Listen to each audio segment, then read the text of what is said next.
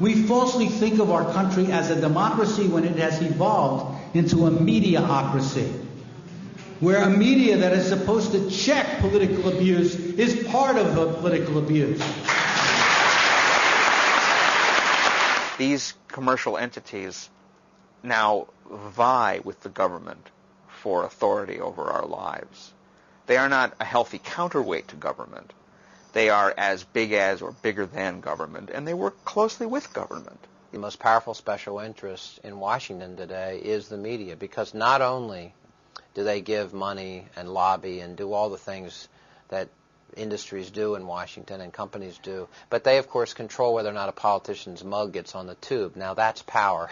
That's the ultimate power in a political realm, is controlling perceptions.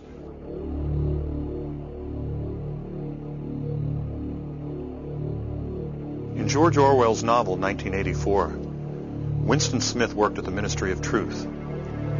But his job was not to ensure that truth was preserved. Quite the contrary. His job was to alter past news stories so that the version of the truth given by the ruling elite, the party, was never contradicted.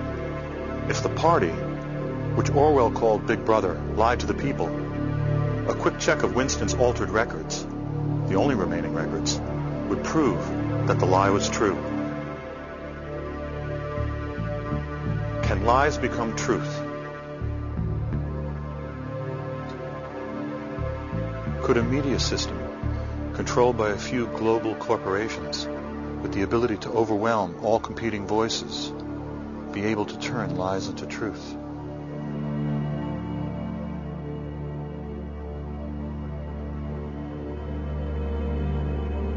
These corporations are not answerable to the people.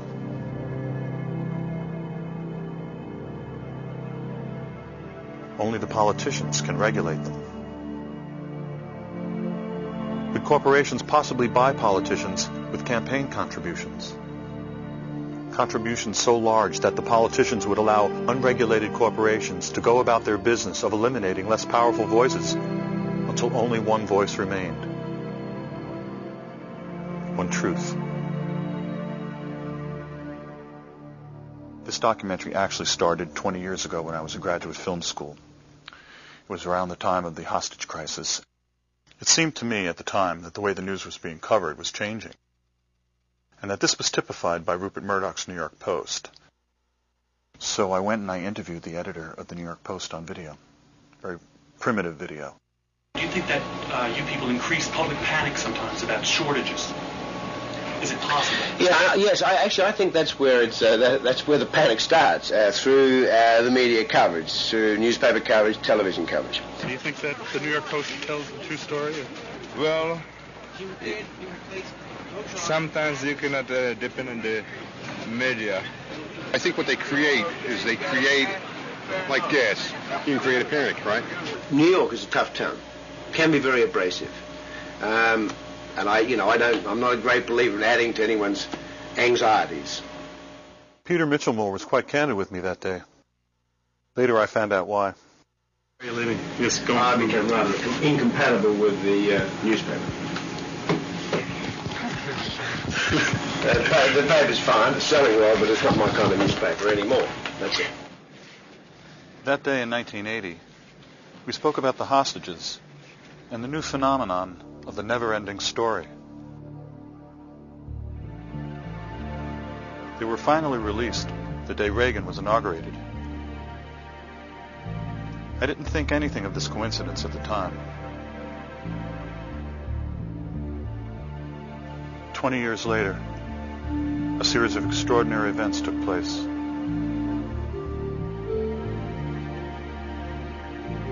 For me, they provided a window. I could see the selling of the Iraqi war, the media's handling of the 2000 election, and the Supreme Court's decision in a new light.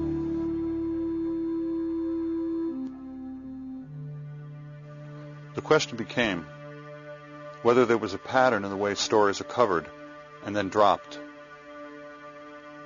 Had it become easier to purposely manipulate the news? Were they not covering certain stories on purpose? Meanwhile, over the years, I had descended into the third world of independent film. But as it happened, right next to the review of my movie was a review of The Insider, a film about the killing of a news story. I took this as a sign. But how to get at the truth? I read about a man named Charles Lewis, an ex-60 Minutes producer who had created a unique nonpartisan news organization. The Center for Public Integrity broke the Clinton-Lincoln bedroom scandal. He had also done a report on George W. Bush's SEC violations for inside trading. In the 60s, 3 in 4 Americans trusted their government. Today, it's 1 in 4 Americans trust the government. The level of secrecy and the amount of money in our process is greater than it's ever been. Archibald Cox, the Watergate prosecutor I interviewed for our book, The Buying of the President 2000, said the level of trust in this country is worse than he's ever seen it, including during Watergate. People sense, I think, that the financial elites and the political elites have become one and the same, and that the people themselves have no voice in Washington or in their state capitals, that they are somehow being left behind. When we think about democracy, in the United States, we oftentimes, and I think certainly in our media culture and our political culture, the assumption is that the type of democracy we have in the United States is the only type that could possibly exist. It's the high watermark of the human race is capable of, is U.S.-style democracy. In fact, though, I think we have, both in theory and in many ways in practice, a fairly, what you call a weak democracy. I mean, in fact, in many ways, we have a frighteningly weak democracy. There is an unfortunate sense as well of powerlessness, that there really isn't very much that can be done about the state of things. You can't have 280 million people and say that 2 political parties represent the thinking of 280 million people. That's just think about that. If you are, just step back and look at that. And you know, the thing is that anthropologists, they're going to dig us up hundreds of years from now, and they are not going to understand us. No, seriously. And we made a huge mistake inventing film and videotape because we're leaving behind a record of ourselves.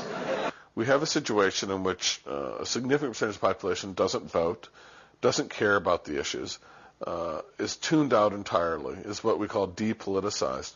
In fact, we have a rate of depoliticization in the United States that must make a tyrant like in Indonesia envious. They say, how can I get one of these vegged out populations? The top 1% that controlled 90% of the wealth had 2 major political parties doing their bidding for them.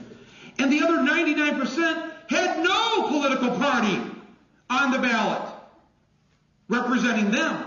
And no representation in Congress representing them. And yet that 99% ran around waving little flags going, we're free! We're free! We live in a democracy! Woohoo! Oh, we're going to look like assholes. No, seriously, folks. We got to leave a note behind and explain our actions. We have more instant access to information as consumers and as citizens than we've ever had in the history of the country. That does not necessarily mean we're better informed. And that's a fascinating irony by itself. There's an apposite quote from Dr. Goebbels. It's a kind of an explosive, thing to invoke here, but he said once, and this is an example of how sly he was, that what you want in a media system, and he meant the Nazi media system, is ostensible diversity that conceals an actual uniformity. The truth of the matter is that increasingly what we see, what we hear, and what we read is being controlled by fewer and fewer large multinational corporations. People don't appreciate this. In the last days of the Soviet Union, you had dozens of newspapers, dozens of magazines, all kinds of radio and television stations. The only problem is that all of that media was controlled by the Communist Party of the Soviet Union or the government of the Soviet Union. We are moving in that direction. There is an illusion of of choice that's maintained when you can have 100 channels on your cable system, and how many movies did the studios release a year now? All these different studios, and the music industry with so many labels, and magazine stands that go on and on and on forever. Well, the owners are a handful, 5, 6 different companies. And that is a very dangerous development for those of us who believe in a vibrant American democracy. Fewer and fewer people vote. When polls tell us that fewer and fewer people understand the political process, what the media does is trivialize what goes on, sensationalizes it, makes it entertainment, rather than saying, look, the function of the media is to educate you to live in a democracy, which is pretty serious stuff. You got a media system that's basically a subsidiary of corporate America. That's all it is. You're going to have a media system that will not cover stories of tremendous public moment, while it will overfocus on trivial stories that don't have any resonance at all. In terms of the political process, you ask yourselves, what are the most important issues facing our country? Why is it? Simple question. With all of the growth in technology, with all of the wonderful globalization and free trade, all of that stuff, all of the increases in education, why does the average American today work longer hours for lower wages than was the case 25 years ago? Simple question. Do you think it's seen on television very often? What about the morality of 1% of the population owning more wealth than the bottom 95%? Seen that? In a New York Times editorial, Princeton economist Paul Krugman addressed one of these little-mentioned issues. According to the nonpartisan Congressional Budget Office, between 1979 and 1997, income for families in the middle rose 9%. Income for families in the top 1% rose 140%. Krugman noted, quote, "I know from experience that even mentioning income distribution leads to angry accusations of class warfare." He then asks, why has the response to rising inequality been a drive to reduce taxes on the rich? Good question. According to Joan Didion, news is no longer just reported but managed in a way that sets its terms and shapes its overall content. Has the mainstream media become an anti-democratic force in the United States? What you want to say is, if you have a self-governing society, a democratic society, what does that society need from its journalism? I mean, what are the attributes you need to have from your journalism, from your media system to produce, so that people can govern their own lives effectively? And I think there are 2 or 3 things that jump out at you if you study the matter at all. And they're really not debated. One, you need a really hard watchdog. You need a journalism that keeps track of people in power and people who want to be in power. Hitler says in Mein Kampf that the people's power of forgetting is enormous. This is the case with mass society, right? You have to have a healthy media system in order to counteract that natural tendency. You've got to have that, because then people will be sufficiently roused by the notion of having to protect their interests to pay attention. Otherwise, if it's just a spectacle, if it's just a bunch of razzle-dazzle and bullshit, people will naturally, forget about it in a couple of days. And that's the pickle that Americans tend to be in. A CNN Gallup poll conducted in March 2003 found that 51% of the American people thought Saddam Hussein was personally responsible for the September 11th attack. Why did they think that? Forget about forgetting. They don't know. They don't know. I picked up my local paper today. Yesterday there was a vote in the House of Representatives which would have provided, which passed, which would, if it carries into law, provide hundreds of billions of dollars in tax breaks to a handful of families in this country. Wasn't mentioned in the newspaper. The repeal of the estate tax. Half of the benefits of that repeal will go to the richest 1/10 of 1% of the population. All of the benefits will go to the wealthiest 2% of the families in America. You got that? 98% of the families do not pay 1 nickel in estate tax. I walked down the street a couple of months ago. Guy goes up and he says, Bernie, I'm really angry at you. You know, why are you angry? I've got $20,000 in the bank, and I want to leave my money to my kids, and why are you stopping me from doing that? $20,000. This guy's not going to pay 1 penny in estate tax. People don't know that. So what they do is they poll. They got very good pollsters, and you play off the general ignorance of the population. People don't know much. Death tax sounds pretty good. Everybody who dies, you got to pay a huge tax to the federal government. Not true. We put the death tax on the road to extinction. The death tax is a bad tax. And yet that 99% ran around waving little flags going, we're free! We're free! We live in democracy! Woohoo!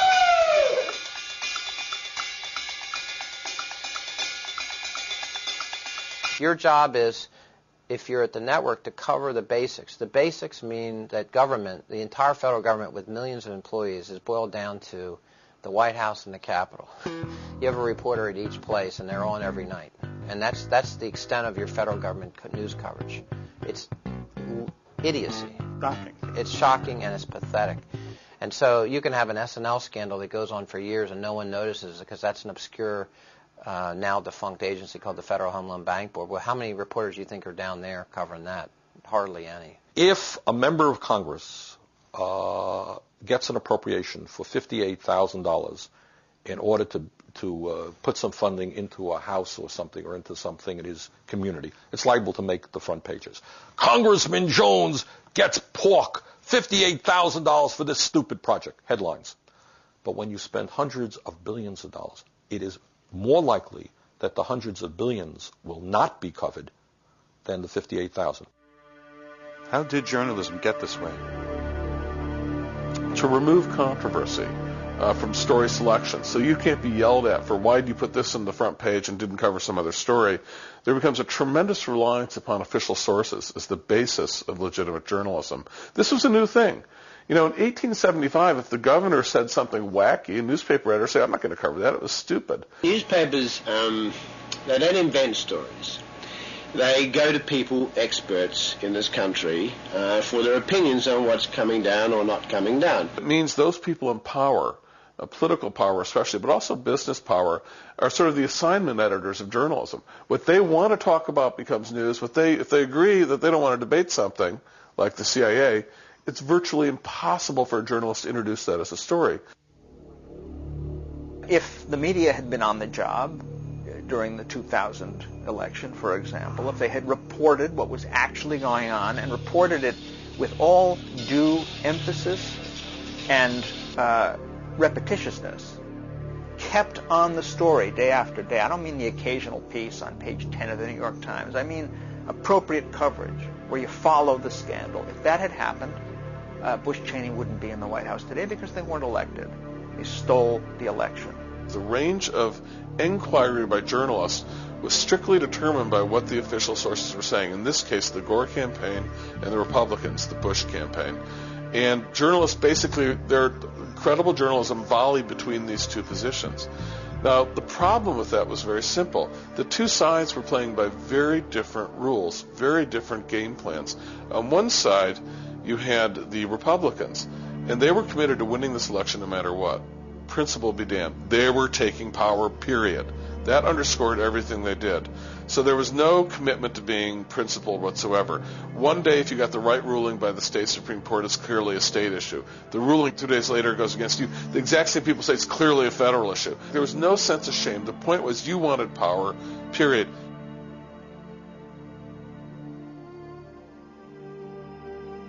And it was an extraordinary propaganda effort by the right because you couldn't even find a Republican dog catcher in Idaho who would disagree. Everyone barked out the exact same line every day. It was Joe Goebbels would have been impressed with the lockstep in which the Republican machine marched in their eagerness to take power and take this election. The problem was for those of us who just think whoever gets the most votes should win and wanted a fair election, the journalism didn't reflect that interest. It was a prisoner of that range of debate, and therefore it played directly into the hands of the Republicans. The BBC reported that 5 months before the 2000 election, Governor Jeb Bush moved to purge 57,000 people from the voting rolls, supposedly ex-felons. The great story that was broken by Greg Palast from Britain, which has now been confirmed, on for the first time, the use of by Catherine Harris of this private company to come up with a list of felons who wouldn't be permitted to vote, which was a dreadfully bogus list of thousands of people who weren't permitted to vote, who should have been. According to Palast, a private firm with Republican ties, Database Technology, signed a $4 million contract to provide scrub lists of ex-felons. Part of the job was to verify the list, which the firm acknowledged was inaccurate. The state of Florida brought in this Republican firm on the excuse that they had these databases, and when the company said, well, now we want to run the databases against this list of 57,000 names, there's a little handwritten notation that says, in Catherine Harris's office, right on the listing of the database checks, it says, don't need. We will give you what they told DBT, we will give you the check if you don't check. How many of these names are wrong? Statistically, 1 in 20 people on the list may have committed a crime. So 95% of the people on the list, 95% of the people on the list, are kind of innocent. Now when I say kind of innocent, see, 54% of the people on the list are unequivocally guilty of being black. Now you do the arithmetic, okay? 95% of a list of 57,700 people, 54% of them black. Catherine Harris certified the election of the President of the United States on the basis of a plurality in Florida of 537 votes. You do the arithmetic and you tell me what happened in that election. Palast, when he first broke it, CBS News called him up. And CBS News said, yeah, we might want to work on this. And Palast said, well, go ahead, follow up on it. You can have it. Nothing happened for a couple of days, so Palast called up the producer at CBS News and said, why aren't you covering this? And the producer said, and I'm paraphrasing, well, we called up Governor Jeb Bush's office, and he said that it wasn't true, didn't check out, so we're not going to go with it.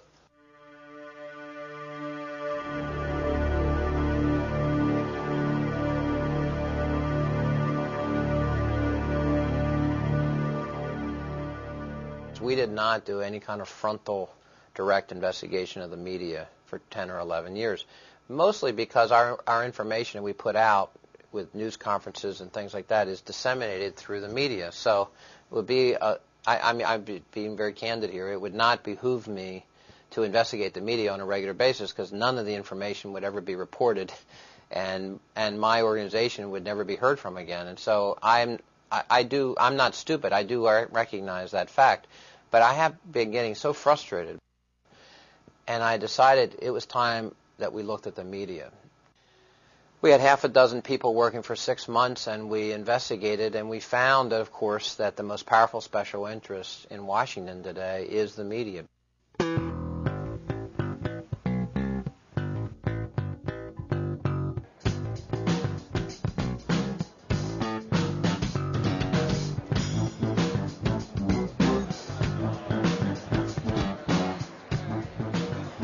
Lobbyists hire placeholders. These people line up first thing in the morning for spots in committee hearing rooms allocated to the public. A few minutes before the hearings begin, the lobbyists arrive.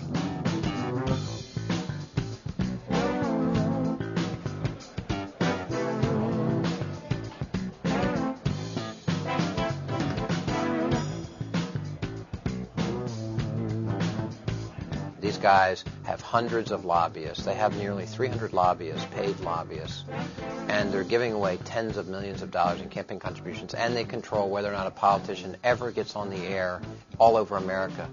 That's power.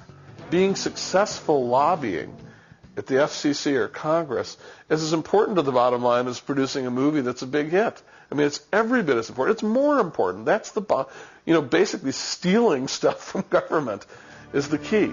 And this is where the media companies are extremely successful because they, unlike any other corporate lobby, have one thing going for them the others don't.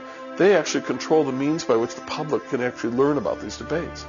You can imagine Exxon would love to have owned the media, or Philip Morris. So that any debate over cigarettes has to go through them. They took members of Congress on 315 all-expense-paid trips around the world. And then you have the FCC regulating the broadcaster, 1,400 privately funded trips. How is the FCC going to tenaciously, aggressively regulate the broadcasters when they're taking trips from them all over the world? Well, of course it's not going to happen, and guess what? It's not happening. The problem in this town is that a lot of the regulators that have been set up to protect the public interest have been captured by the people they're regulating, and that's been going on for years. It's not new, but it's outrageous. Regulators, the Federal Communications Commission, almost always upon leaving office, go to work for the people they were supposedly regulating in the public interest. Beneath the reported story of greedy Enron executives is a story about the influence of money over government regulators. This is what has happened with the media companies. Had been well designed. Crazy, crazy Jane is dancing. Crazy Jane's the dancer. Crazy Jane's the dance. See her, hero wed on sorrow, offer up tomorrow. Rupert Murdoch. You all know Rupert? Right. Rupert is one of the smartest and most dangerous people in this country. Rupert Murdoch is the primary owner of the News Corporation. In the United States, he owns the Fox News network. But Murdoch's media empire is global. Among his many holdings is a satellite TV service in partnership with the Chinese. Just as he gave a huge book deal to Newt Gingrich, Murdoch gave the supreme Chinese leader's daughter a book contract to write a biography of her father. Well, if I'm going to get my book published in your capitalist society, I have to find a capitalist to publish it. 不管他是不是梅多先生属下的一个出版社 Regardless of whether it's one of Mr. Murdoch's companies or not. The nature of what used to be considered a bribe has morphed into a quid pro quo, an indirect payment, and it's legal. We have massive problems with what I call legal corruption all over America, where the system has been gamed by various powerful interests, and it's all disclosed, of course. Of course, no one reads it, and the media doesn't generally report it. Don't get me started. And so this is a wink and nod exercise with rampant corruption, and the American people kind of actually, in a very interesting way, viscerally understand that things are corrupt. I was a producer at 60 Minutes and worked in network television for 11 years, ABC and CBS, 60 Minutes, and I was an investigative reporter for those places. And I quit one day. My story led the show. I quit because the idea of everything being simplified down to good guys and bad guys and, the formulaic infotainment thing was getting a little old for me. I decided that I didn't want anybody telling me what to investigate, and I was going to decide myself what to investigate, and I was going to take as long as I needed, not 2 weeks, to solve a 20-year-old unsolved murder. Today, we're up to 35 people. It's, knock on wood, been very exciting, but that's how I got here. So. You have this contracting of ambition about what should be covered and what the public has a right to know about. The price of power in Washington, who really makes money and who really benefits from the decisions. What will pass for investigative reporting is though someone may get a hold of an early report from some committee that's about to come out, or an inspector general's report that's going to castigate the secretary of this or that. And so you'll breathlessly go on the air and, you'll say ABC News has learned or whatever the network is, and you'll be out of breath and it's all exciting and you're holding up a report and it'll look like the faceless minions that comprise the network, hundreds of them out there ferreting information out for you to serve the public. It's complete bunkum, of course. It's not happening at all.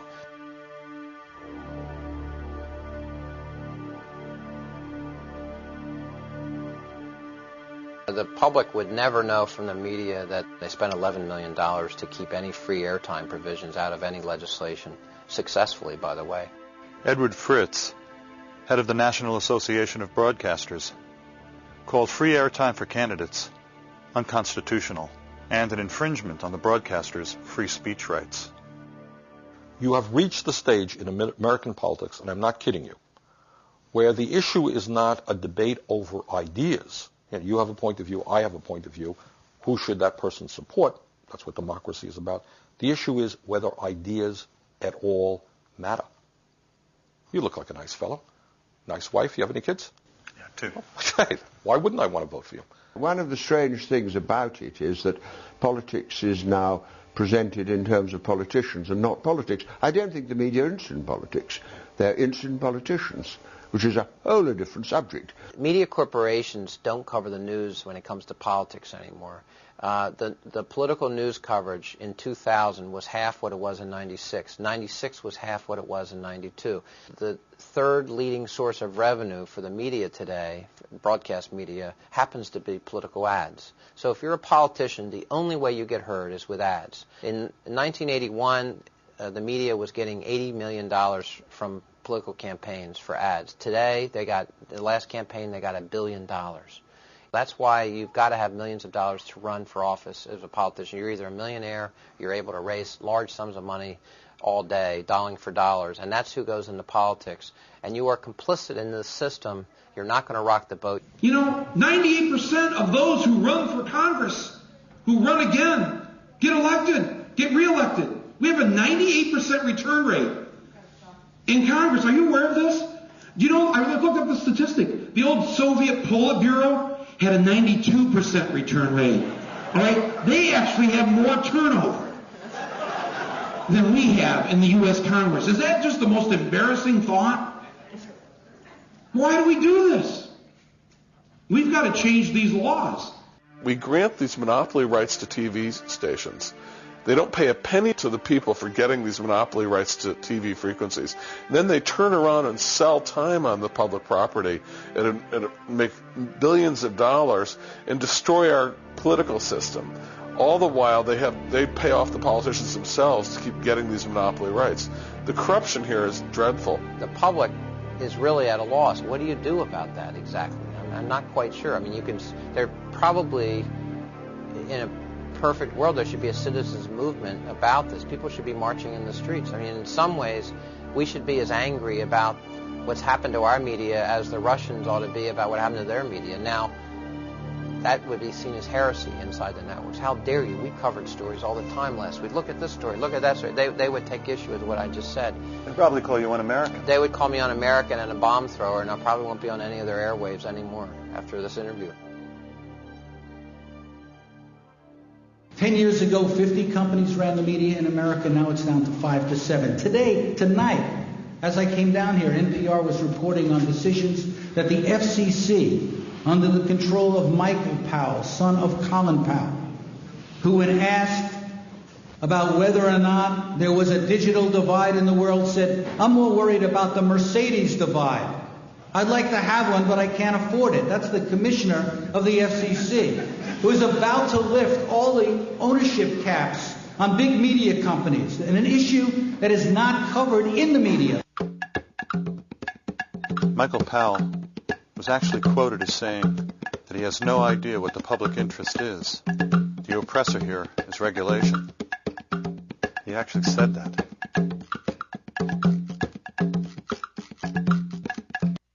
Michael Powell and Republicans in the office of the FCC, we were on the verge with our campaign of making major changes to the rules and the public interest obligations of broadcasters. The Federal Communications Commission had proposed rules that we pushed in this campaign, that hundreds of Americans in small communities, in large communities, pushed. We were going to get rules that would make local broadcasters much more accountable to their interests. Those rules were proposed once Bill Kennard was out of office and Michael Powell was in office. Those rules went into a drawer. They were never voted on. Starting with Ronald Reagan, the holy grail of deregulation has been sold to the public, and the news media has largely ignored its disastrous results. Once the Reagan administration was done, there were more rules, but they called it deregulation. It's almost this Orwellian use of language where you create new rules, but the rules change because they benefit industry, and you call it deregulation. And you say deregulation, and people feel that's good because people like deregulation. People like fewer rules. They like, depending on simpler, cleaner, old Western rules. But it's a trick. It's not really what's happening. I remember when I first went into television, I believe the FCC rules were very stringent about how many television stations a network could own. I think it was 5. And, of course, they had to be in different markets. And now, I know here in New York we're talking about a duopoly. That's the new word. You have the probability, it looks like right now, that News Corporation will be the owners of the Post, Channel 9, and Channel 5 in the one New York marketplace. So, yeah, the regulations have eased considerably. The whole ball game has changed, and precisely how that affects different people buying and selling different stations in different markets and how it impacts on the news, I don't know. In my view, there are tremendous effects that are almost entirely negative. There's almost nothing positive about it. First of all, it leads to these companies are so big, their political power grows exponentially. It's a democratic issue. It means that one viewpoint will come to dominate in most of the outlets that we use for knowing what's going on in the world. Many people are not aware that when you watch television, you are watching a program produced by a large multinational corporation that has enormous conflicts of interest. General Electric and NBC is a perfect example. How can we be sure we're going to get the kind of information we need to have about the nuclear industry, about defense contracts, and all of those things when NBC is beholden to this parent company? Why would they report on that? Of course they wouldn't. Why would ABC report on what's going on at Disney? They wouldn't. There's no point in it. And it's precisely for that reason that those companies want to own television stations in the first place, so that they can keep a check on those sorts of things. General Electric has made it a very proud part of their policies that they are going to move jobs from the United States of America to China, to Mexico, any place in the world where they can get cheap labor. This suggests, obviously, that General Electric is deeply concerned about our trade policies. Over the years, General Electric has done its best not to pay taxes, or to pay as little as they can in taxes, taking advantage of all kinds of corporate welfare tax loopholes. Suggests very strongly that General Electric has an interest in tax policy. General Electric is a major polluter. Therefore, they're concerned about weakening environmental policies. It's not obviously just General Electric. It's the same thing with CBS or ABC. The conflicts of interest are enormous, and the result is that certain issues are talked about, certain issues are not talked about. In close to 11 years, we've done more than 100 reports. They're reports and investigations about public servants screwing up, or systemic abuses of public trust by public officials. Almost always get covered. We're the ones that broke the Lincoln bedroom scandal about the Clinton White House. We've done a lot of this kind of thing. When we do those stories, they get covered, and the media jumps on them, frankly. We have a news conference. We normally have 50 or 60 reporters, 4 or 5 cameras. But I have to tell you, when we've investigated corporations, for some reason it just doesn't get covered. What can I say? See the Business Week cover a short while ago. The majority of Americans believe that corporate America is just one corrupt institution that needs to be reined in. In some ways, corporate power is treated by our news media much like communism was treated by the Soviet press. In the Soviet media, the bad commissar who didn't meet the tractor quota could be skewered in the media. Pravda or TASS could give the guy a hard time. But the system of communism was off limits. And in many respects, the occasional capitalist or firm that might make a bad tire or bad seatbelt can be skewered, but the system as a whole is always off limits. In my entire political life, not one reporter has ever come up to me and said, Bernie, you know, the average worker is today working longer hours for low wages than 25 years ago. What the hell are you doing about that? Why do people have to work 50 or 60 hours a week? Bernie, what are you going to do about the plants that are being shut down in Vermont where companies are moving to China? What are you going to do about that, Bernie? Never been asked to me. Why not? Because those are questions that the reporters are not allowed to think about. You are, in a sense, you know, people say, well, do you think, Bernie, that there's a conspiracy, that Jack Welch is on the phone to every reporter for NBC telling them what to ask? Of course not. But what goes on, there's a framework of thought that you are allowed to have, and it goes from here, it goes to there. Everybody kind of has the same mindset. You know, this story plays, this is a lead because it screams. This is everybody kind of has the same approach to it.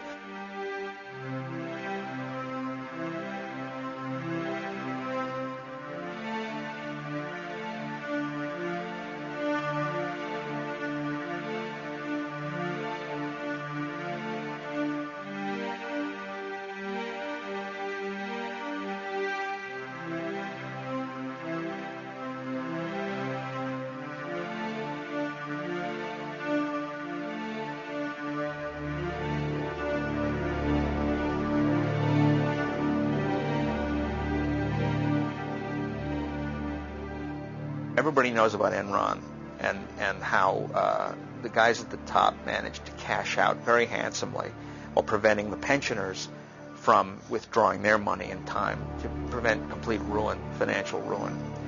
Well, I mean, there's a history behind this, you know. George Bush, who is, of course, a good friend of Kenneth Lay, cashed out in exactly the same way, as a major shareholder in Harkin. According to the Center for Public Integrity, George Bush served on the Harkin Energy's board and was able to realize a huge profit of $848,000 by selling his stock in the corporation.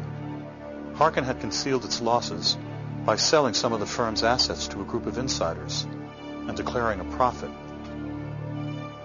Shortly after he sold, the stock price plummeted. He reported the sale to the SEC 34 weeks late. Bush was on the audit committee and the restructuring committee. He claimed he didn't know. I propose some tough new standards for corporate reform. Like you all, I took a look out there and saw a problem. And the problem was we had some folks who were trying to fudge the numbers. We had some people who decided they weren't going to tell the truth when it came to their assets and liabilities. The Harkin inside trading story was reported by the Center for Public Integrity 7 months before the presidential election, but the mainstream media chose not to report the story. This represents a kind of insider trading. It's obviously epidemic at the top. In the 2000 election campaign, the mainstream news media hinted that Al Gore was a liar. At the same time, the press ignored or glossed over serious questions about George Bush. From repeated allegations that he had gone AWOL to inside trading. Is there a connection between Bush's avowed policy to completely deregulate big media and their see no evil news coverage? Call it a coincidence. You know, they'll cover whatever they damn well please, and it's not going to get in the way of the bottom line. It's not going to cost a lot of money to produce. And it's generally not going to upset the powers that be, of which they are a major part themselves. And that's where we are as a country, and it's really grim to watch. It's very depressing. Bush made millions of dollars as governor of Texas, and his father is now making millions of dollars as a worker for Carlyle, making millions of dollars thanks to the policies of his son. His son has all around him in the White House and throughout the government all kinds of people from Lockheed Martin. And Lockheed Martin's making out like a bandit because of the war on terrorism. This is a scandal of such magnitude, you know, that you'd think that the press would be thanking its lucky stars that it happened on their watch because it's such a great story. No, it's too big for them to cover.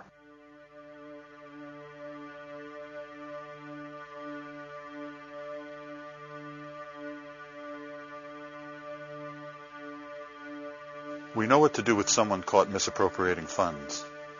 But when confronted with evidence of a systematic attempt to undermine the political system itself, we recoil in a general failure of imagination and nerve.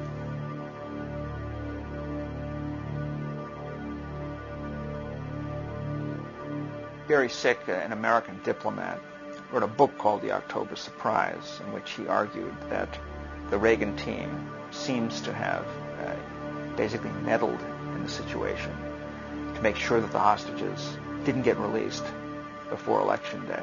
Gary Sick was a member of the Carter administration and on the staff of the National Security Council from August 1976 to April 1981. According to Mr. Sick's congressional testimony, quote, "In the course of hundreds of interviews in the U.S., Europe, and the Middle East, I have been told repeatedly that individuals associated with the Reagan-Bush campaign of 1980 met secretly with Iranian officials to delay the release of the American hostages until after the presidential election. For this favor, Iran was rewarded with a substantial supply of arms from Israel." End quote. According to Mr. Sick, low-level intelligence operatives and arms dealers are no Boy Scouts. End quote. Their accounts were not identical, but on the central facts, they were remarkably consistent. Because of my past government experience, I knew about certain events that could not possibly be known to most of the sources. Yet their stories confirm these facts. Again, quoting Gary Sick, "From October 15th to October 20th, 1980, events came to a head in a series of meetings in Paris. Accounts of these meetings vary.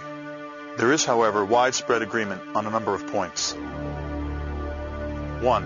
William Casey, Reagan's campaign manager, was a key participant. 2. Iranian representatives agreed that the hostages would not be released prior to the presidential election on November 4th. 3. In return, Israel would serve as a conduit for arms and spare parts to Iran." Quote, "At least 5 of the sources who said they were in Paris in connection with these meetings insist that George Bush was present for at least one meeting. 3 sources say they saw him there. Former President George Bush denied being in Paris." According to Sick, immediately after the Paris meetings, things began to happen. Iran publicly shifted its position in the negotiations with the Carter administration, disclaiming any further interest in receiving military equipment. Again, according to Sick, between October 21st and October 23rd, Israel sent a plane load of F-4 fighter aircraft tires to Iran in contravention of the U.S. boycott and without informing Washington. There was a congressional investigation into this claim eventually.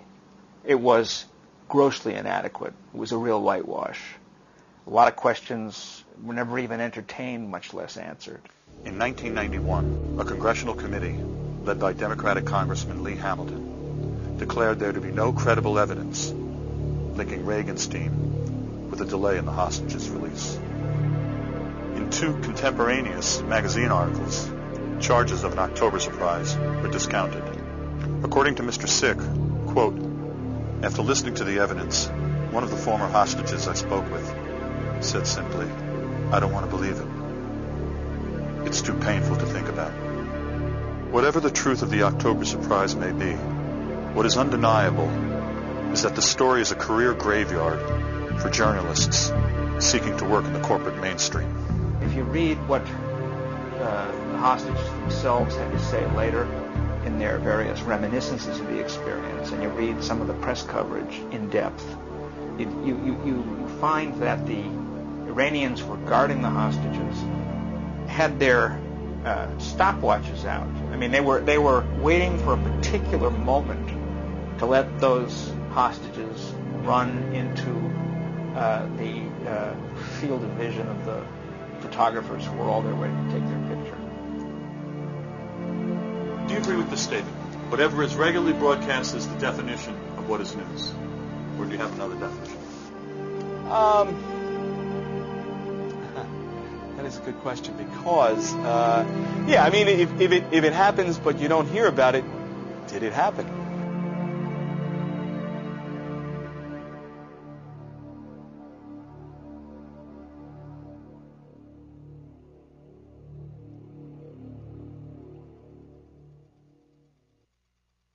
But by and large, on the right at least, media and concern about media is at the top of the list. Republicans and the right wing mobilize, they organize, they train people to be in the media. Right-wing foundations spend money on media programs. They fund and subsidize a media presence to create an environment friendly to the views of a real minority in our country by actual numbers.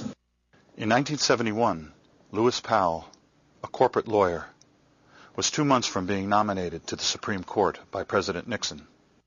He wrote a memorandum expressing his concerns about how consumer activists and progressives were infecting the general population with an anti-corporate bias. This treatise circulated among a number of wealthy industrialists.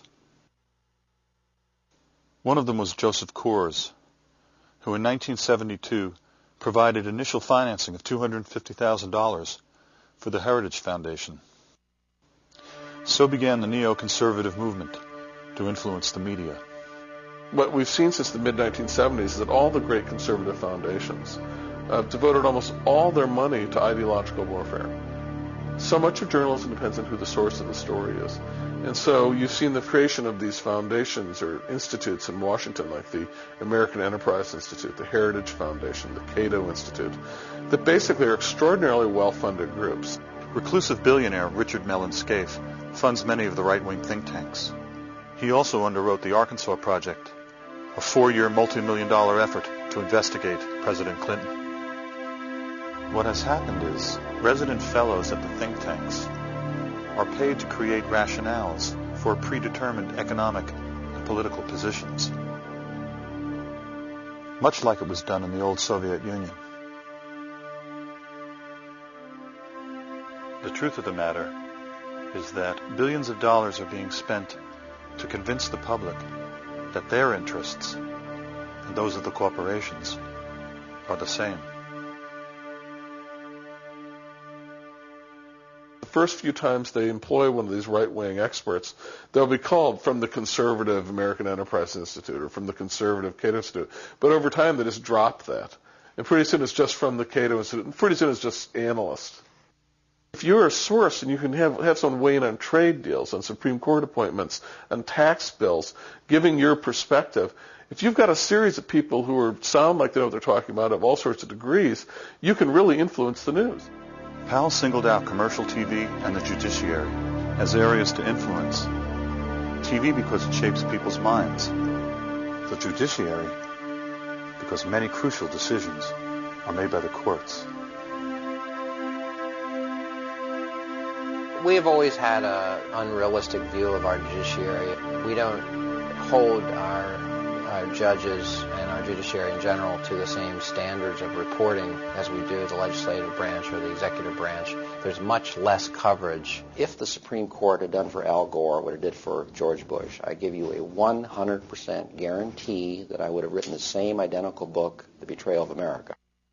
5 members of the United States Supreme Court committed, in my opinion, and I feel very strongly about this, one of the biggest and most serious crimes in American history when they stopped the recount in Florida, took the election away from the American people, and handed it to George Bush. And in a fair and just world, these 5 justices belong behind bars as much as any American white-collar criminal who has ever lived. The mainstream media, they don't even want to talk about what the court did anymore. Their position is, and they've made it very, very clear, the election is over with. We've moved on to covering other matters. Now, mind you, and this is not to defend President Clinton, but this is the same group, the mainstream media, who pursued Clinton not just day after day, not just week after week, not just month after month, but year after year. These 5 justices are ardent Federalists, states' rights advocates. And they've said over and over again, we let state courts interpret state law. December the 8th, the Florida Supreme Court ordered a manual recount. The recount started the following morning, a Saturday, December 9th, 8 o'clock. At that point in time, Bush's lead had shrunk over Gore to 154 votes. 2 o'clock in the afternoon, Justice Antonin Scalia steps in with an emergency order supported by the 4 other justices. He said, we got to stop this recount because if it continues, it could, quote, threaten irreparable harm to George Bush, unquote. So even though the election had not yet been decided, the incredible Scalia was presupposing that Bush had won the election, and any recount that showed that Gore had won would threaten irreparable harm to George Bush. Now, if that doesn't show that these justices were trying to steal the election for George Bush, what in the world would? We're supposed to believe as Americans that all judges have some sort of saint-like qualities, that they're not political in any way, and that we can't even discuss it. Justice Clarence Thomas's wife works for the Heritage Foundation, a very conservative think tank in Washington, D.C., that assisted Governor Bush in his transition to power. We don't look at their financial holdings. We don't look at the trips they take to conferences sponsored by ideological groups that want them to rule certain ways. The night of the election, November 7th, Sandra Day O'Connor's at a cocktail party in Washington, D.C. with her lawyer husband, John. Dan Rather comes on the air at 8 o'clock and announces that it looks like Florida is going for Al Gore, whereupon O'Connor blurts out, "That's just terrible." She was angry. She was upset. The Wall Street Journal found 3 witnesses at the party to confirm that story. Newsweek found 2. Both the Wall Street Journal and Newsweek went to Sandra Day O'Connor for a comment. She declined comment.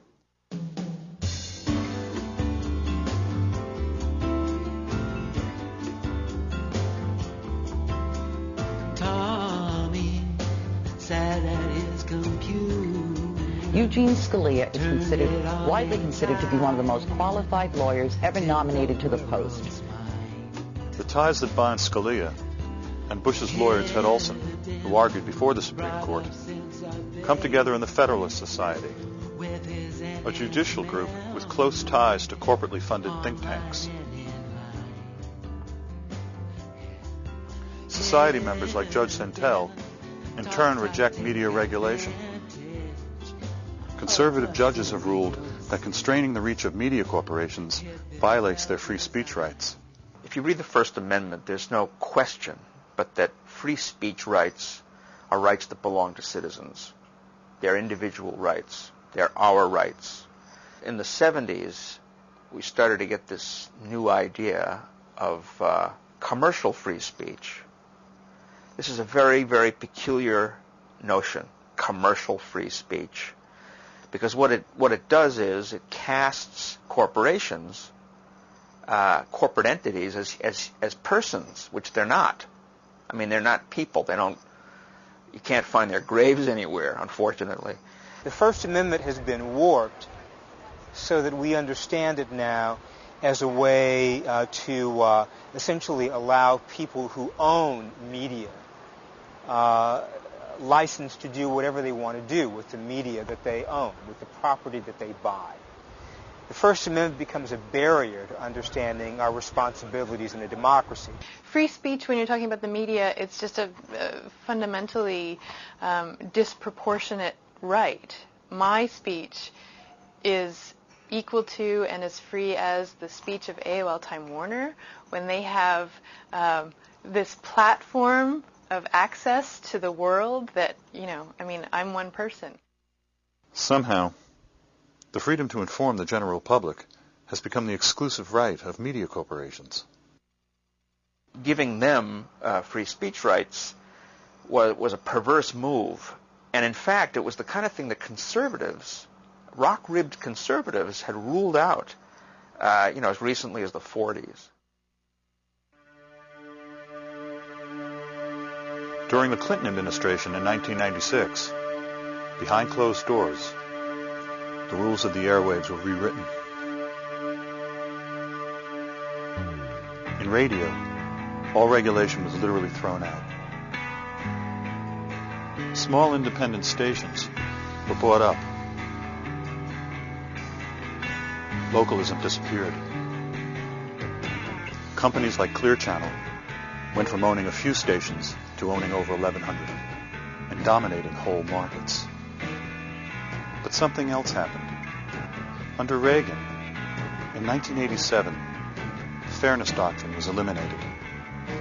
Radio and TV stations were no longer required to air opposing viewpoints. This is partially responsible for the rise of right-wing radio all the time, from coast to coast. The vice chairman of Clear Channel is Tom Hicks. In 1998, Mr. Hicks purchased the Texas Rangers baseball team in a deal that made President Bush a multimillionaire. Clear Channel banned Dixie Chick songs because the lead singer criticized the president on the run-up to the war. A famous middle-aged rock and roller called me last week to thank me for speaking out against the war, only to go on to tell me that he could not speak himself because he fears repercussions from Clear Channel. They promote our concert appearances, he said. They own most of the stations that play our music. I can't come out against this war. Why didn't we find out more about that bill before it was passed? Well, because who's going to report on it? The media? According to Bill Moyers, during the Senate debate, Senator John McCain said, "You will not see this story on any television or hear it on any radio broadcast." Altogether, the three major network news shows aired a sum total of only 19 minutes of coverage on the Telecommunications Act over the course of 9 months. When a consumer group called the Consumer Federation of America got some money from the long-distance phone companies, who were also, for their own different reasons, opposed to the bill, they tried to buy a 30-second spot on CNN saying that this concentration of power in the hands of a few companies would cause cable TV rates to go through the roof and phone rates to go up, and CNN would not even accept their money. They wouldn't even let a consumer group, a dissenting group, buy their way in to the story. Each time a new communications technology has emerged, a few companies soon gain total control over it. Will this happen with the Internet? Well, up until now, the Internet has been governed by a system requiring open access. The telephone network on which the dial-up Internet is based has been a common carrier, has been open, so anybody could have a website, anybody could transmit anything, and you could have all kinds of companies competing to provide you with Internet service. Open access is being replaced now by a system of closed access.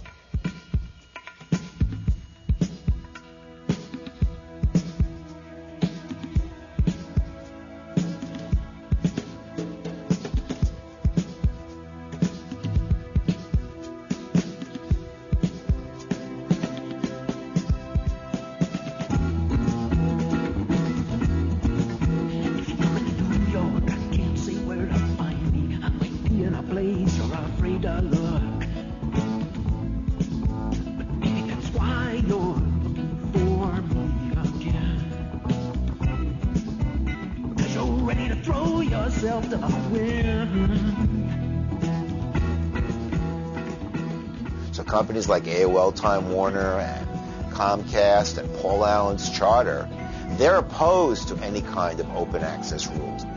They say, we want to control Internet delivery.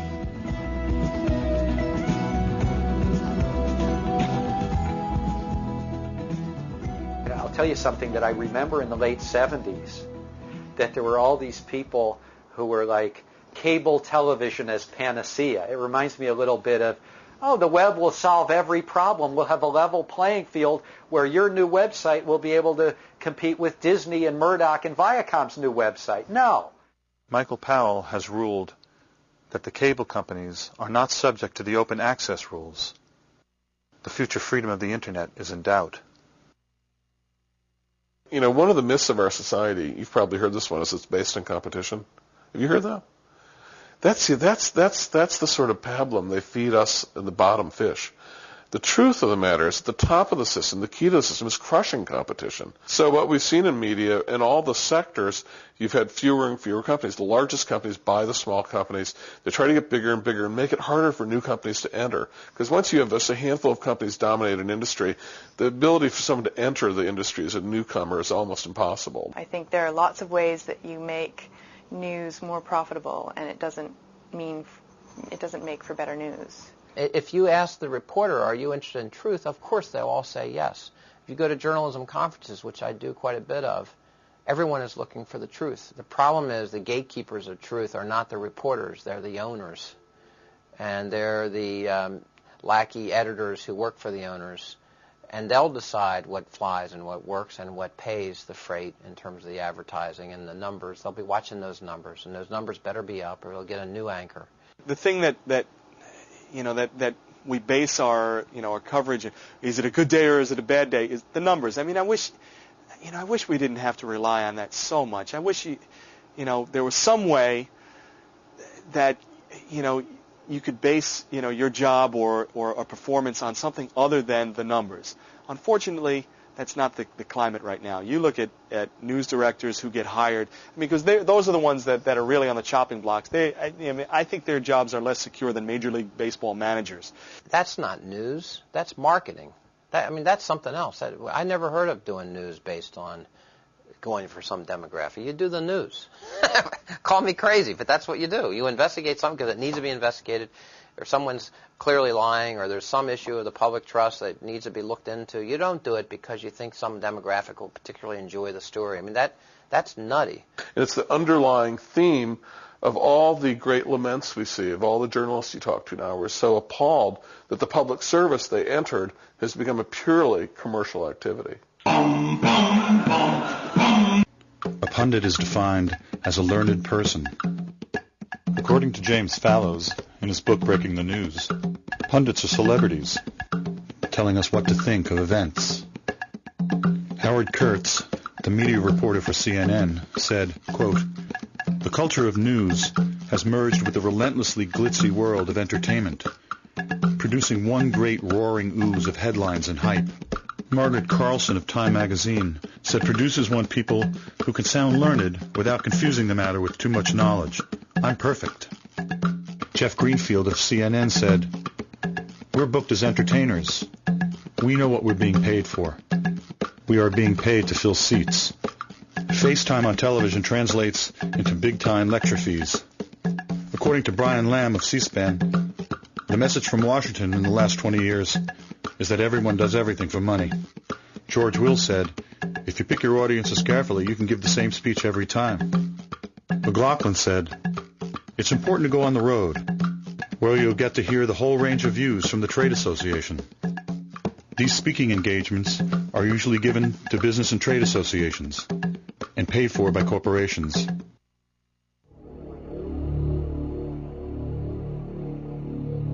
The whole essence now almost of selling some sort of regressive policy like getting rid of Social Security or environmental regulations is to dress it up in some name that suggests just the opposite. So if you're going to try to get rid of environmental regulations, you call your group Save the Environment. That's the name of the group that's trying to get rid of the regulations. When Reagan vetoed the Fairness Doctrine, he said it was inconsistent with the tradition of independent journalism. It's what Orwell would call the politically euphemistic language that is used by everyone, by politicians, but also by news anchors. We live in an era now where media has become so used to accepting the spin and accepting the structures that they are given that they don't cover news anymore. Can lies pose as truth? Winston had a friend at the Ministry of Truth named Syme, who was sure that they could. His job was to eliminate words. The aim was to narrow the range of thought by eliminating words that make real thought possible. There would only be good and evil. Everything that Big Brother represented was good. Everything that opposed Big Brother was evil. As Syme explained to Winston, the whole climate of thought will be different. There will be no thought as we understand it now. Orthodoxy means not thinking. One of these days, thought Winston, Syme will be vaporized. He sees too clearly and speaks too plainly. One day he will disappear. You heard that 175,000 votes were not counted in the state of Florida. But it's not like everybody's vote counted or was not counted the same. The number of votes not counted was in direct proportion, county to county, to the black population of the county. So how could it be that, for example, in Gadsden County, 52% of the population is black and 1 out of 8 votes was not counted? 1 out of 8. Whereas in white counties like Citrus, almost all white, only 1 in 200 ballots was voided. How did this happen? And I go down to Florida. I go to Leon County. We're all looking at Chads, the guys looking at the hang of Chads and all, and they make it sound like it's this big mysterious deal checking the ballots in Florida. A big hunk of Florida votes by paper ballot, which is read by machine. If you ever took like the SAT and used those number 2 pencils, they stick in the machine, they read. It's an optical reader. So they had a practice voting machine set up in a supervisor's office in Tallahassee. And so I took out my pretend ballot, and I voted for Nader, and I voted for Buchanan. And I stuck the Buchanan-Nader ballot into the voting machine. And it came back. I stuck it in again. Came back. I said, okay, wait. I'm trying to vote here, and it won't take my ballot. He said, of course not. You marked it for 2 candidates. You made a mistake. They won't accept a mistake on the ballot. I said, what do you mean? All those votes were voided in Gadsden. Now, Leon County's a white county. Tallahassee, Gadsden's right next door to Black County. I said, oh, well, see, there's this switch. And in the black counties, like Gadsden, the same exact machines were set to accept ballots with errors. They would accept, you make a mistake on your ballot, very easy to do on a paper ballot, like you circle a name instead of check it off. The ballot's accepted, it's voided, your vote doesn't count. And in more of the white areas, it was set on reject so that if you made a mistake and you voted, it came back to you, you were given a fresh ballot, and you got to vote again. And the losers in this were the American people, whatever your political views, because we all have a right to have the person who actually won the election take power. We all have the right to there be a fair count. Helen Thomas, Dean of the White House Reporters, was quoted as saying that Bush is the worst president she has covered, the worst president ever.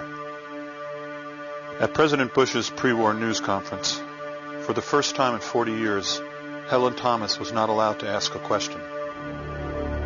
She had disappeared. A chill wind is blowing in this nation. A message is being sent through the White House and its allies in talk radio and Clear Channel and Cooperstown. If you oppose this administration, there can and will be ramifications.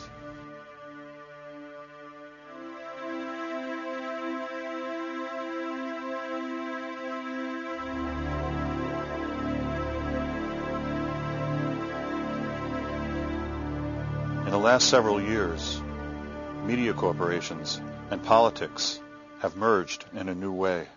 Murdoch is a brilliant man who, what he has done and has had a tremendous influence in the worst possible way on culture and on media in the United States and throughout the world. And what he does it in England and he does it in the United States.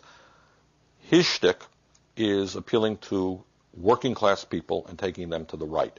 And he does this through violence. He does this through super patriotism. He does this through sensationalism.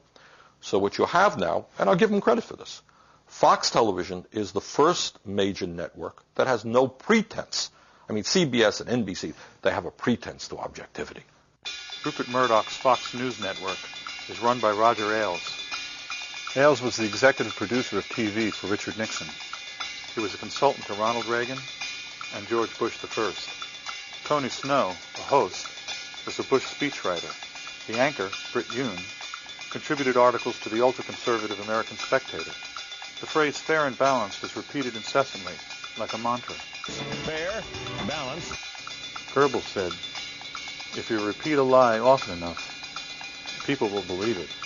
All of their talk shows are controlled by extreme right-wing Republicans. And it is a front for the right wing of the Republican Party. John Ellis, the head of Fox's election desk, Jeb and George W. Bush's first cousin.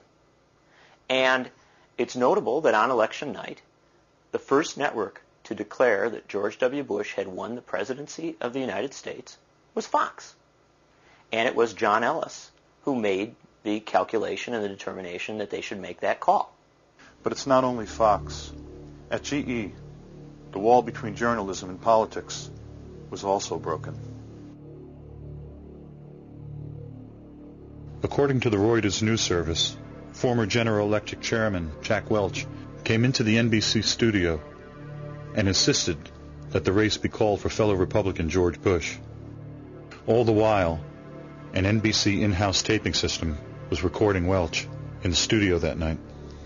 NBC refused to turn over the tape despite repeated requests from Congressman Henry Waxman. NBC President Andrew Lack claimed turning over the tape would infringe on the editorial process. Waxman replied, "Mr. Welch is not a journalist." And we now know the studies show pretty clearly, as they understood, they lost the vote. If there had been a fair vote, they would have been out of power. Calling the election for George Bush that night set the tone for any recount scenarios. And the whole tenor of the coverage followed that. If you watch Chris Matthews, O'Reilly, Brian Williams, when is Gore going to finally give up? Another desperation measure by Gore. The assumption being Bush had won. Gore is just scrambling, trying to sneak his way in through some loophole. The irony is that as the corporate news media has moved to the right, charges of a liberal bias have become pervasive. This impression was created because the Republicans have an arsenal of on-air pundits, adept at polarizing opinion and ridiculing anyone who disagrees. And they can rely on Murdoch-owned media assets. Some stories disappear. Others are repeated endlessly. Murdoch, in turn, gets his deregulation. A conservative pundit, Bill Salmon, has written a book about Al Gore's attempt to steal the election. I find out that the party launching his book will be full of lobbyists and pundits, and decide to go videotape them.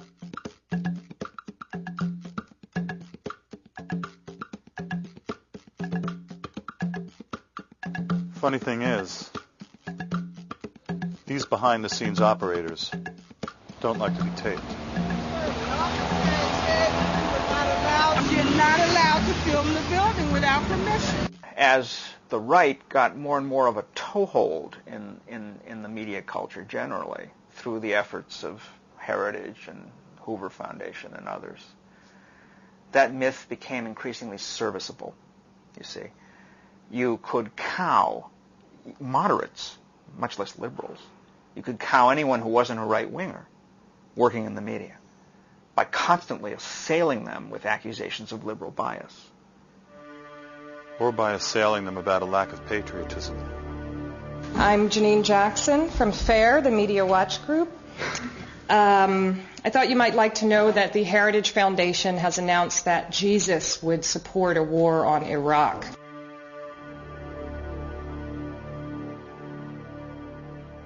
The argument is no longer made that news media are hard on Republicans and easy on Teddy Kennedy and Ralph Nader. That's not the argument. That argument is so ludicrous as it doesn't even pass the giggle test. The argument now simply redefines left-right entirely in ways that drop out core issues of class, core issues of corporate power. The media does not discuss the growing, inequity between the rich and the poor and the disappearance of the middle class. I could go on and on and on. There is no evidence whatsoever for the claim that there's a liberal bias in the media. It's based entirely on a stereotypic view of the reporters themselves, many of whom may be liberals. Probably they're centrists by now. But the fact is that their own personal views have nothing to do with what gets on TV. Winston Smith worked at the Ministry of Truth. His job was to alter past news stories so that the version of the truth given by the ruling elite was never contradicted. One of the most troubling things about the media's handling of the 2000 election came a year later. A consortium of major news organizations hired the respected National Opinion Research Council, called NORC, to inspect the 170,000 uncounted votes. NORC was not allowed to characterize its findings. The media companies did that. And the disturbing thing is that they hid the truth by distorting the Florida Supreme Court's actual ruling, which called for the counting of all votes where the intent of the voter was clear. According to the BBC's Greg Palast, who watched the Newark counting operation firsthand, one counter said, quote, "It screamed at you. If someone circled Gore, exactly who do you think they wanted as president?" The consortium did not comment on the exclusion of tens of thousands of clearly marked ballots, which the Newark data reveals. Instead, the consortium came up with a tortured analysis that showed Bush would have retained a lead under one method of counting, just the undervote. On December 24th, 2000, on NBC's Meet the Press, the moderator, Tim Russert, said the following: "Florida, Florida, Florida is over. The board is now retired." And that was pretty much the end of the mainstream news media's coverage of the Florida recount and the Supreme Court's decision to stop the counting of votes. Had Nicaragua had an election like this and the Sandinistas won, the very people who won the Republican election would have insisted that we not only invade Nicaragua, but that all the people who engineered the election be held for war crimes. They know that they're not there serving at the will of the American people. They know that they stole this election and they created this fraud by keeping African Americans away from the polls. They know this. And they know they have very little time to enact their agenda because they know that they're going to get the crap beat out of them next time. Forget what the media is telling you, okay? This guy ain't going to last, all right? And he knows it. They all know it. But if they would do this, if they would stoop this low to steal our White House, what else would they do? What else are they capable of? What else are they capable of? I want to know. So what we have here is not the sunlight of democracy, but the dark, ominous shadows of totalitarianism, despotism, fascism.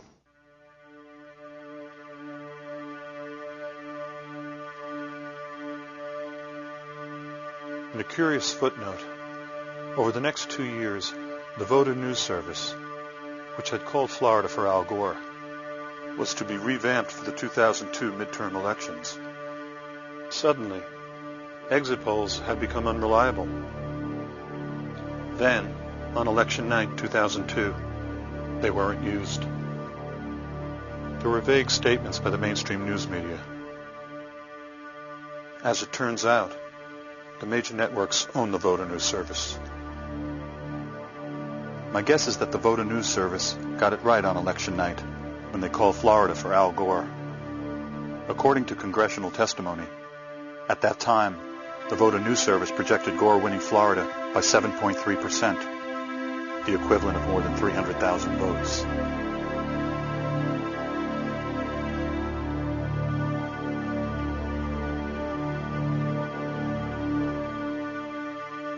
The Voter News Service was the smoking gun.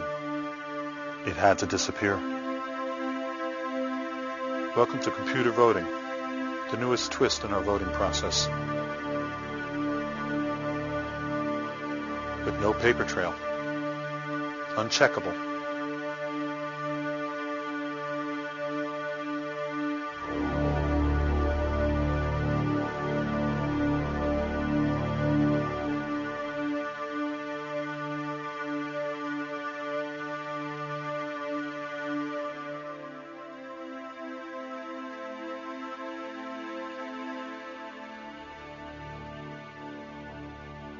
Of course, what everybody remembers is Big Brother. That's the cliche from 1984.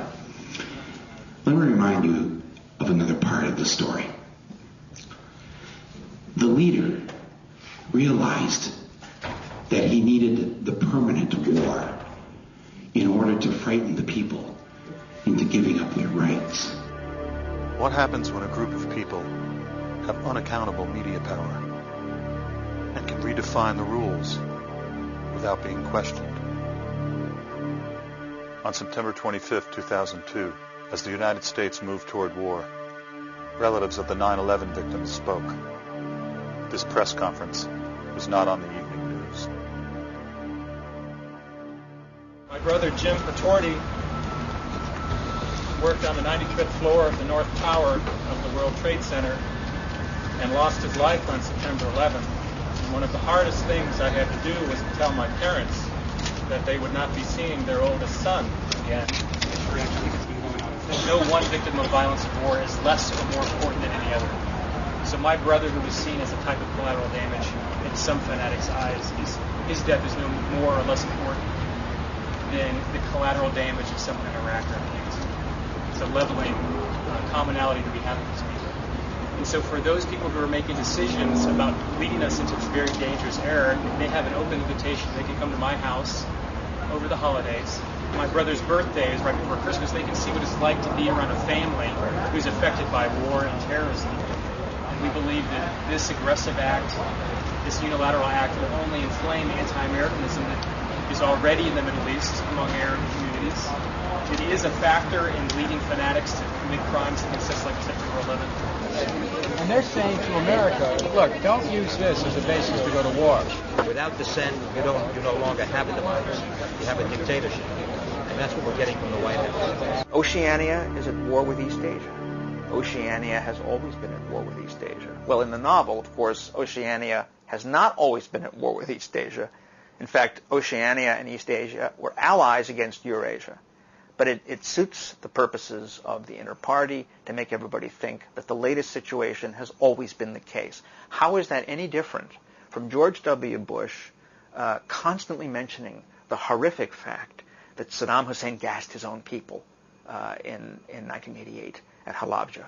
How is it any different when at the time the U.S. actually had foreknowledge that he had chemical weapons, knew that he had gassed his own people, and did not protest back then? Saddam Hussein was a darling of the Reagan and Bush administrations. The thing that is most amazing to me is the lying that goes on today.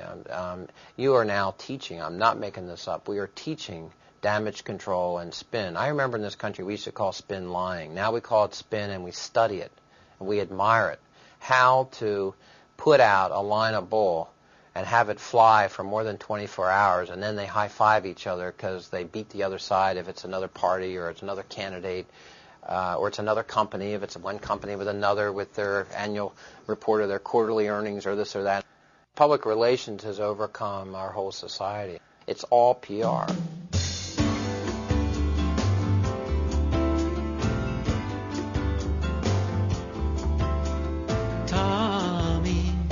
Sat at his computer, turned it on and tied in to the world's mind. Hidden, brought up since a baby, with his enhanced memory, online and in line. Hidden, taught to take advantage of the symbiosis. Had been well designed. Crazy, crazy Jane is dancing. Crazy Jane's the dancer. Crazy Jane's the dance. See her. Pirouette on sorrow, offer up tomorrow in her own defense. Tommy had been taught to value anything that better kept the world flying.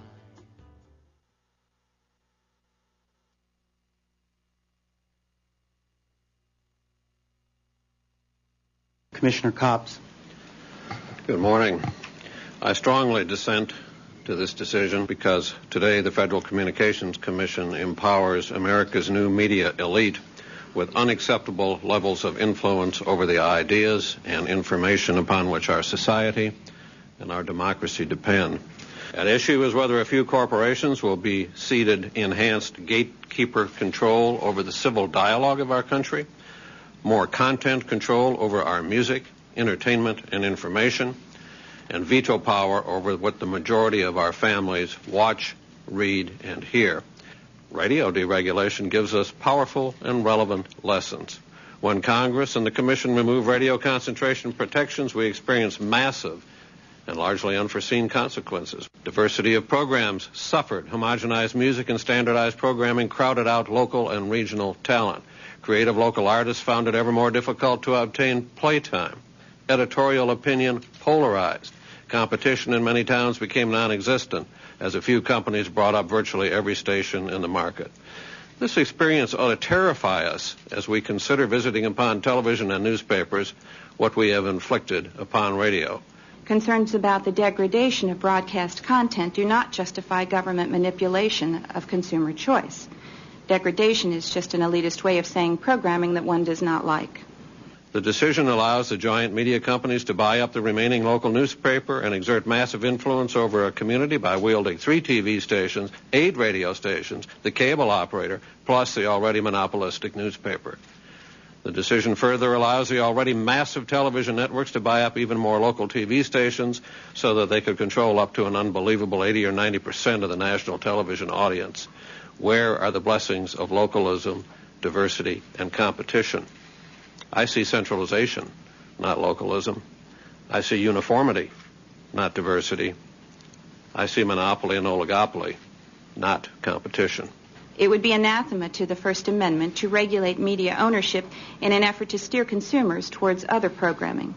90% of the top cable channels are owned by the same giants that own the TV networks and the cable systems. More channels are great, but when they're all owned by the same people, cable doesn't advance localism, editorial diversity, and competition. And those who believe the Internet alone will save us from this fate should realize that the dominating Internet news sources are controlled by the same media giants who control radio, TV, newspapers, and cable. I refuse to pour 1 ounce of cement to support a structure that dictates to the American people what they should watch, listen to, or think.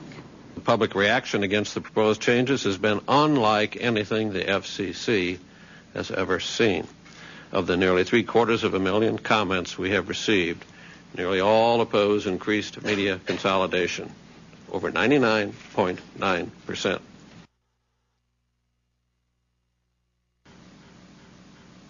Those commissioners voting in favor of the item signify by saying aye. Aye. Those opposed signify. The item is adopted. Thank you. This meeting is adjourned. Mass regulation of the mass communication is the end of democracy. I said mass regulation of the mass communication is the end of democracy. I said mass regulation of the mass communication.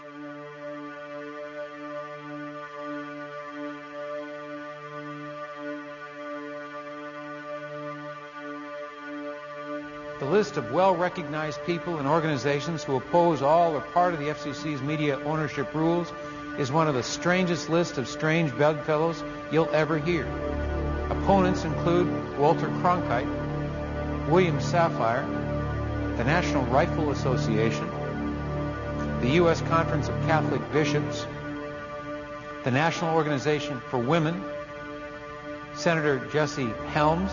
Theoretically, deregulation is good, but it's not always the right way to go. In the shadow of the largest corporate scandals in the history of this country, the last thing we need is to have regulators with no teeth. I believe it appears to me so evident that the big interests were served here at the expense of the public interest. Would you not agree with me that today those who most aggressively celebrate your decision are the biggest economic interests in broadcasting in this country?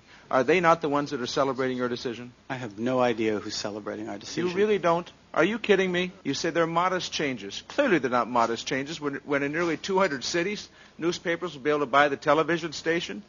You say that it'll promote more competition. Nonsense. The evidence suggests that is simply not the case. You say that there will be few mergers and acquisitions. Of course, that stands logic on its head. And you say the court made us do it. The court didn't make you do it. I mean, this is the old joke in the movie, who are you going to believe, me or your own eyes? Commissioner Abernathy, you said that we were acting out of irrational fear instead of hard facts with respect to the issue of consolidation. Is there any evidence that you see with respect to consolidation, particularly with respect to radio in recent years and also television, that would suggest we have an irrational fear of consolidation? What you have to balance here is you have to balance the First Amendment rights of the licensees against the rights of all the public to have diversity, localism, and competition.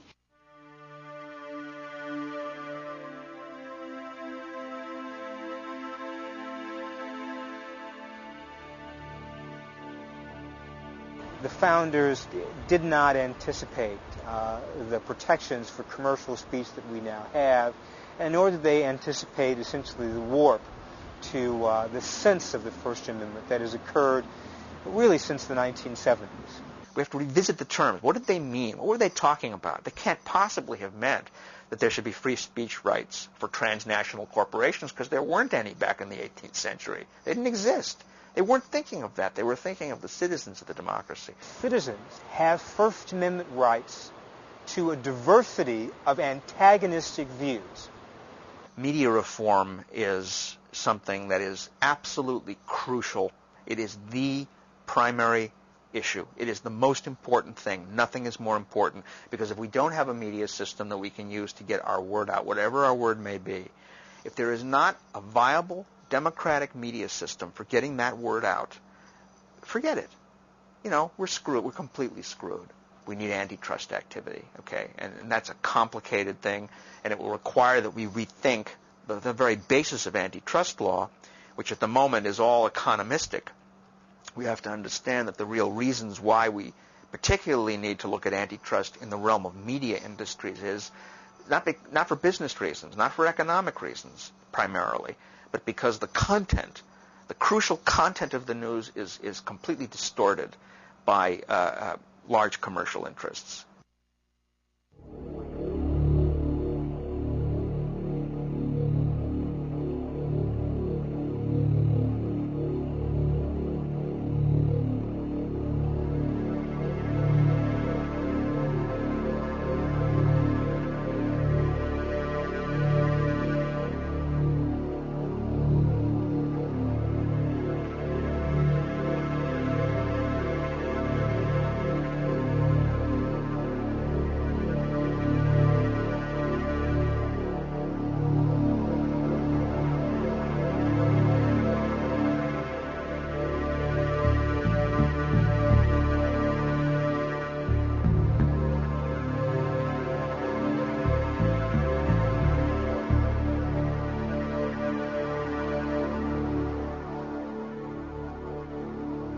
Some reporters have compared George W. Bush to Ronald Reagan. I reflected back on the Post interview from 1980 and about the hostages. How often do major news stories get buried down the public memory hole while a lie is turned into truth?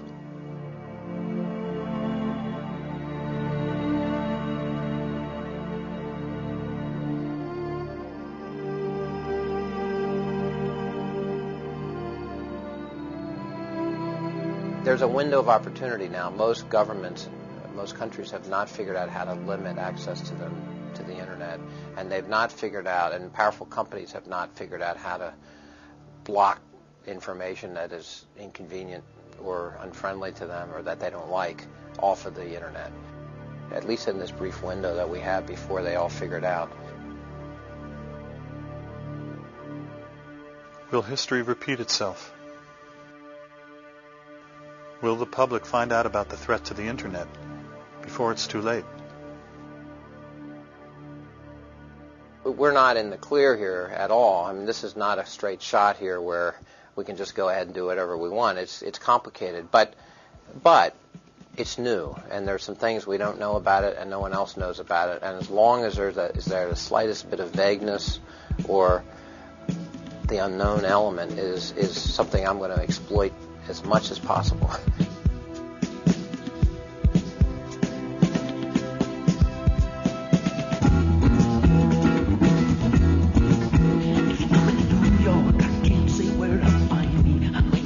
Place you're afraid of.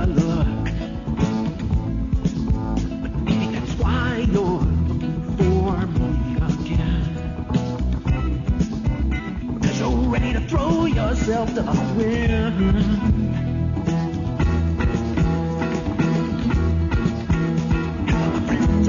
And I knew horse, hard luckers, low-lifers, fools, of course. Anyone else who can love the worst that I am. You know what I mean? I've thrown myself to the wind.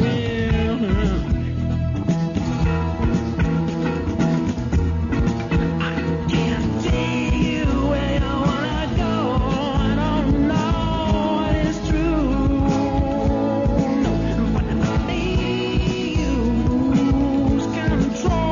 Maybe I could love the worst in you. Maybe you could love the worst in me too. I used to believe some point in each word because I was willing to die as a martyr until they laid me down on that cross. Though I can't be ashamed of be just human, it's not so easy to drop in. So I might as well throw myself to the wind.